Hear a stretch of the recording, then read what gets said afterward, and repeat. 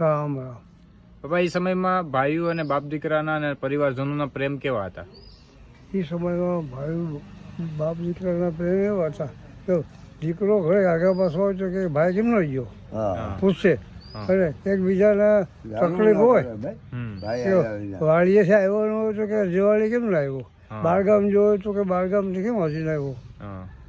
હજી તમે તમારા ભાઈઓ સાથે ભેગા બેહો? હા, હજી બેહો. હવે અત્યારની પેઢી છે એ બેહે અત્યારે સુધી હગાવાય પણ જ બેસતા. નથી બેહતા?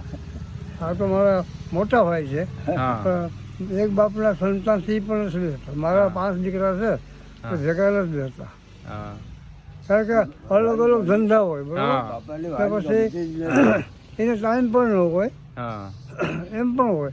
હા પણ એમ નથી કે બધા ભેગા સાંજે બેસીને આપણે શું કરવું હવારી આવી રીતના